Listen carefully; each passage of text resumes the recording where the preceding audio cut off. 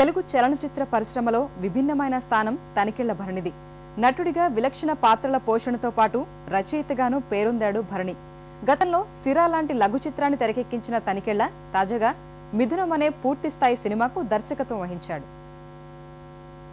దంపతులే అభిమానించే అచ్చ తెలుగు మిథునం, అవని దంపతులు ఆరాధించే ముచ్చటైన మిథునం. 15 ఏళ్ల క్రితం యావత్ భూగోళంలోనూ అంటే అతిశయోక్తి కాదు, ఇది సంచలనం సృష్టించిన కథ మిథునం. ఇది ముఖ్యంగా ఎన్ఆర్ఐలు చదివి అక్కడ ఫస్ట్ జంపాల చౌదరి గారు నెట్లో పెట్టారు. ఆ తర్వాత ఇది బాపు గారు స్వదస్తుడితో రాయడం. So I was so inspired అన్నమాట. నిజంగా ఇంత గొప్ప కథ, ఇంత తెలుగుదనం ఉట్టిపడే కథ, ఇంత మానవ సంబంధాలని ఎవోక్ చేసే కథ నాకు నిజంగా I really enjoyed the story. చాలా చాలా థ్రిల్ అయ్యాను. అయితే ఎప్పుడు కథ చదివి ఒక గుండె తడైపోయి అనుభూతులు మిగిలిపోయి చాలా కాలం గుర్తుండిపోయిన కథ.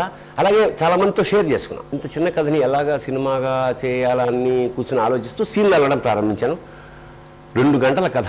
అందులో ఒక మేనల్లుడి క్యారెక్టర్, చిన్న కుర్రాడిది ఒకటి ఉంటుంది. అది కూడా తీసేసి పాయింట్ ఆఫ్ వ్యూలో, డైరెక్టర్ పాయింట్ ఆఫ్ వ్యూలో ఒక కథ మొత్తానికి ఒక సినిమా తయారు చేసుకున్నాను.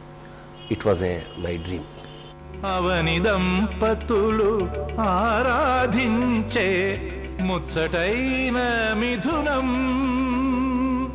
సుధా ప్రేమికుల సదనం, సదాశివుని మారేడువనం. నాకు రెగ్యులర్గా చేసే నటుడు వద్దు అనుకున్న మనసులో. కొత్త అంటే చూడగానే అప్పదాసి కనపడాలి, ఆ పాత్ర ఆ బుచ్చిలక్ష్మి కనపడాలి. దానికి ఎవరైతే బెటర్ అంటే తరచూ తక్కువగా చేసే నటుడు ఎవరైనా ఉంటే బెటర్. ఒకటి బాలుగా.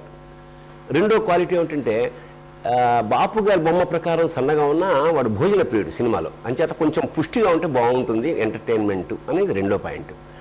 రెండోది ఆ వేసే వ్యక్తి ఇంటర్నేషనల్లీ పాపులర్ అయితే సినిమా కాస్త బతికి బట్టగడుతుంది, అనామకుడు ఎవడో చేయడం బదులు. సో ఈ 3 దృష్టిలో పెట్టుకుని బాలుగారిని అప్రోచ్ అయ్యాను. బాలుగారు ఆల్రెడీ కథ చదివినవారు కాబట్టి చాలా థ్రిల్ అయిపోయి, నాకు చాలా గొప్ప పాత్ర ఇస్తున్నావయ్యా.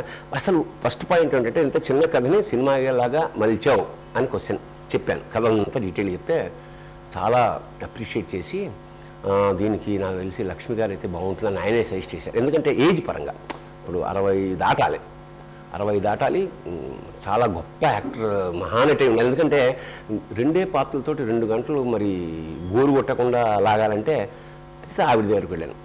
అట్లా విషయం. ఆవిడ ఏమందంటే నేను చాలా బిజీగా ఉన్నాను, ఏదో కన్నడ ప్రోగ్రామ్స్ అవి చేస్తున్నాను టీవీ, నేను ఇప్పుడు చేయలేనమ్మా, ఎక్కడో వచ్చి ఉండడం అవుట్డోరు